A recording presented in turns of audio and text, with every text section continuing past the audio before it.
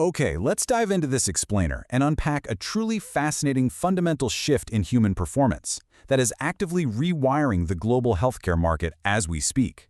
We're looking at a phenomenon that represents a systemic change in how our society addresses the biological tax of high-stress environments. Now, while traditional healthcare investing has historically obsessed over finding the next big blockbuster molecule or miracle cure, there is a massive multi-billion-dollar shift happening right under our noses. It's an economy built not on curing a specific disease, but on the aggressive pursuit of physiological neutrality. Welcome to the Numb Economy. We're kicking things off with a pretty wild statistic. We've seen a massive 40% spike in prescriptions for a generic beta blocker called propranolol. And you know what's really crucial here? It's the demographic driving this demand. This isn't an aging population managing chronic heart conditions. Not at all. This surge is heavily concentrated right in the 18 to 35 age bracket. We're talking about young adults, corporate executives, medical students, and high performers who are managing situational anxiety. They aren't looking for a daily medication to take every morning. They're looking for a tactical, on-demand intervention for high-stakes events, things like public speaking, major examinations, or those absolutely crucial job interviews. What's really fascinating about this trend is how high-profile endorsements from figures like Robert Downey Jr. and Katy Perry have totally rebranded this medication. It went from a clinical necessity to an elite professional biohack. By publicly acknowledging that they use beta blockers to maintain composure during major public appearances, they've effectively stripped away the stigma usually associated with anxiety medication. They've reframed it completely as a performance-enhancing strategy. And because of this rapid normalization across culture, we're now looking at an anxiety industrial complex that has astonishingly crossed the threshold into a staggering $15 billion empire. Literally, $15 billion. So here's exactly how we're going to break down this ecosystem today. 1. The anxiety industrial complex. 2. The limitless pill boom. 3. Retail hype versus professional alpha. 4. The 2026 patent cliff. 5. Wearable stress quantification. And finally, 6. The market thesis. Section 1. The anxiety industrial complex. Monetizing the modern nervous system. To really understand the macroeconomics at play here, we have to look at the core consumer driver, which is this fascinating concept of functional numbness. You see, unlike the Valium era of the 20th century, today's high-performance demographics are demanding something completely different. They entirely reject the cognitive dulling and lethargy that comes with traditional sedatives like benzodiazepines. Instead, their goal is to completely decouple the mind from the body's fight-or-flight response. Think of it like wanting a sports car engine to run red hot without any of the dashboard warning lights flashing, right? They want to maintain absolute peak cognitive performance and sharpness, while chemically suppressing the physical tremors, the heart palpitations, and the sweating that accompany acute stress. Put simply, they want to feel the pressure in their minds, but definitely not in their chests. Moving right along to Section 2, the limitless pill boom, the biochemistry of composure. So you might be wondering, what exactly makes propranolol the tool of choice for this new consumer class? Well, the contrast with other treatments is actually staggering. While traditional SSRIs, like Zoloft, for example, take anywhere from 4 to 6 weeks of slow titration just to alter the neurochemical balance of the brain, propranolol acts in just 30 to 60 minutes. It is basically immediate. It works by blocking beta-adrenergic receptors, which effectively neutralizes the physical effects of adrenaline in real time. Plus, propranolol is highly lipophilic. That means it can cross the blood-brain barrier, which actually contributes to a perceived reduction in psychological fear alongside suppressing those physical symptoms. For the modern professional, this immediacy and dual-action profile is exactly why it's being treated as a real-world limitless pill. And from an investment standpoint, this is crucial. Traditional SSRIs are often patent-protected, whereas propranolol relies on a massive high-volume generic supply chain. All right, Section 3, retail hype versus professional alpha, the brutal truth of healthcare investing. Here's the brutal truth about the market, and the massive gap between what amateurs are doing and where the smart money is actually flowing. 90% of retail investors get totally distracted by the flashy hype of new drug approvals. You know the drill. They wait for an FDA announcement on a novel biotech breakthrough, just hoping for a lottery ticket stock pop. But honestly, by the time that news hits the mainstream, the opportunity is already gone. But the 10%, the pros and the institutional capital, they are quietly rotating into the unsexy, generic supply chains that actually fulfill the sheer volume of this functional numbness demand. They understand that a drug like propranolol operates on a utility model, very much like caffeine or nicotine. The real value isn't found in patent exclusivity, it's in the massive scale and the absolute consistency of the supply chain. Let's use Teva Pharmaceuticals as a perfect example of this in action. It's wild to think that a single company providing 1 in 15 prescriptions in the United States has structured their business this way. They've aggressively shrunk their manufacturing footprint from over 80 sites down to under 50 globally, whereas the typical industry average is sitting between 70 and 100. This is extreme lean manufacturing efficiency, and it allows them to extract massive profits from incredibly low-margin generic molecules like propranolol. With $16.8 billion in global revenue, they're using this steady baseline cash flow to fund a pivot into high-margin specialty pharmaceuticals. And they're doing all of this while maintaining a massive daily patient reach of around 200 million people. Then you've got Viatris, which was formed from the mega merger of Mylan and Pfizer's Upjohn.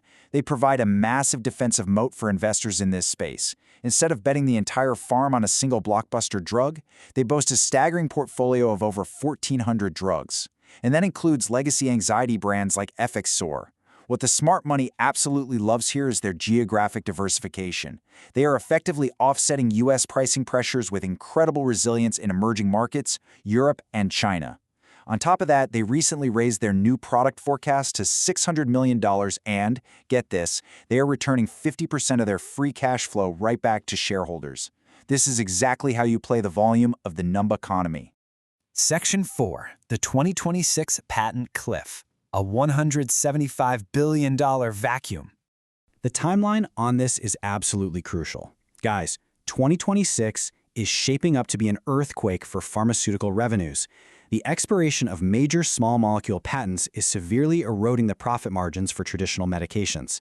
In 2026 alone, we are going to see patent expirations for massive earners. We're talking Ozempic pulling in $5 to $10 billion, Eliquis at $4 billion, and major psychiatric drugs like Trintellix. All told, this creates a breathtaking $175 billion vacuum in the market. As these traditional branded profits just evaporate, institutional capital is being forced into a massive rotation. And where's it all going? It's flowing directly into those generic supply chains we just talked about, and crucially, into the digital infrastructure of the biohacking sector. Which leads us perfectly into Section 5, Wearable Stress Quantification, the digital autonomic monitor. But to really get the full picture of this economy, we have to look past the pills and focus on the hardware that's actually diagnosing our stress in real time. We aren't just buying basic pedometers to count our steps anymore. We are actively paying a premium for hardware, like Garmin watches, to continuously validate our internal panic. The financial validation of this trend is undeniable. Garmin's fitness segment saw a staggering 42% year-over-year revenue surge in Q1, hitting $547 million, with their operating margins expanding to 29%. Consumers are literally paying for devices that continuously track incredibly complex metrics like heart rate variability and the overall state of their autonomic nervous system. And then there's Aura Health, the company behind the Aura Ring. They have hit a completely staggering $11 billion valuation. $11 billion.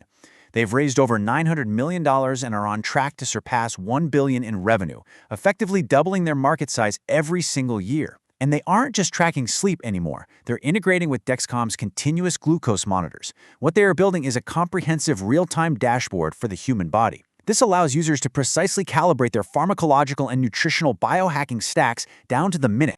This actually creates what we call the medtech valuation paradox. I mean, an $11 billion valuation on $500 million in revenue, that is a massive 22x multiple. So why is it so high? Because institutional investors are absolutely not valuing Aura as a jewelry or gadget company. No way. They are paying for the predictive data. By integrating with clinical platforms, this hardware is transitioning into a critical piece of health infrastructure. It acts as a predictive therapeutic. It's the real-time feedback loop that tells the consumer precisely when their body is entering a stress state, which directly drives the demand for that functional numbness we broke down earlier. Bringing it all together in Section 6, the 30-second market thesis, distilling the bioeconomic ecosystem. Let's do a rapid-fire summary of why anxiety is fundamentally the fastest-growing consumer segment in the S&P 500 right now. This entire ecosystem distills down to 4 distinct pillars. First up, the demand. You have performance-driven individuals desperately wanting to unshackle their cognitive sharpness from their body's physical panic. Second, the tool. Fast-acting generic biohacks like propranolol that provide immediate composure. Third, the infrastructure, utility powerhouses like Teva and Viatris that possess the lean manufacturing scale to fulfill millions of prescriptions profitably. And fourth, the feedback loop, MedTech wearables like Garmin and Aura that actively monitor the nervous system and trigger the consumption of that tool. It is a perfectly designed, self-sustaining loop. Now, to be completely objective as we review the source material, we have to talk about the systemic risks running right alongside this explosive growth. The data shows us that nearly 60% of medical student users are actually taking propranolol off-label, entirely without medical supervision. This invites severe health risks, particularly the very real danger of fatal cardiac arrest if these beta blockers are mixed with other central nervous system depressants. For the market, this presents a massive regulatory risk. Just a few high-profile adverse events could easily trigger a severe government crackdown on off-label prescribing. But honestly, perhaps the most fascinating risk is what psychologists call the avoidance paradox. Research clearly notes that anxiety thrives on avoidance. By chemically suppressing the physical symptoms of stress, we might be actively short-circuiting our own ability to build natural psychological resilience. So, what's the bottom line here? Ultimately, the sources point to a pretty profound realization. The smart capital out there is no longer chasing speculative cures. It is aggressively acquiring the supply chain of human composure, from the digital sensors on our wrists that detect our stress, right down to the generic factories that mass-produce the remedy. Which leaves us with a pretty critical question to ponder as we wrap up this explainer. As we increasingly pay to chemically and digitally optimize our stress responses, are we actually solving the modern anxiety crisis, or are we simply funding a $15 billion industry to help us comfortably ignore it?